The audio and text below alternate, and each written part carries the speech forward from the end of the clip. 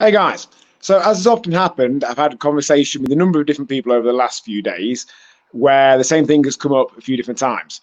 And I know that if the same thing comes up a few different times, or even to be honest, once at all, that won't be the only person that has that question, that thing that they're unsure about, that thing that they're struggling with.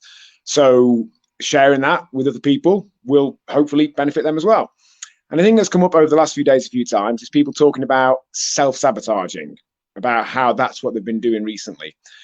And I'll be honest with you, I'm not really convinced that self-sabotage is a thing. I think if you look at the definition of sabotage, that's not what's actually happening. I don't think we're actually consciously setting out to damage ourselves, our results. I don't think that the downside of what we're doing is our main choice. I think we're just doing something else that at that point we value more, that we see more benefit in doing. If we eat a tub of Haagen-Dazs, it's not because we want to gain weight, it's because we want to eat a tub of Haagen-Dazs and the benefits that brings to us, the increased feeling of relaxation, the connection with the person that we're doing it with. If we skip a workout, it's not because we want to get less fit, it's because we see more benefit in skipping the workout at that particular point.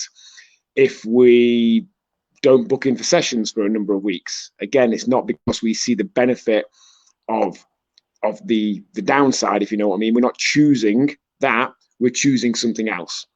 And as often happens, if we're having kind of the not the wrong conversation, but not the optimal conversation in our own heads, then we're kind of looking in the wrong place and we're not actually going to solve anything or make any changes. So if we're telling ourselves that we're self-sabotaging, we really struggle to come up with an answer for that. If we just realize that we're making a different decision because of what we value at that particular point, then we can question that.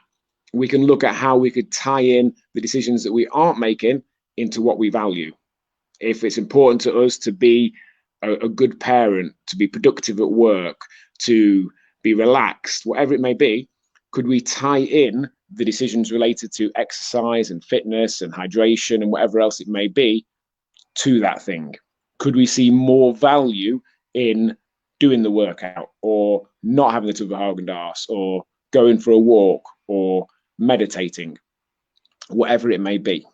So that's it, guys. I'm not convinced that self-sabotage is a real thing. I don't think we set out to deliberately damage ourselves. I think we just choose to do something else at that particular point because we see more value in that thing at that particular point. And when we realize that, again, it becomes a different conversation in our head, a conversation that's more likely to lead to us making some sort of changes. If you ever thought that, if you've ever thought that you've self-sabotaged and maybe now you're questioning that, comment below and let me know.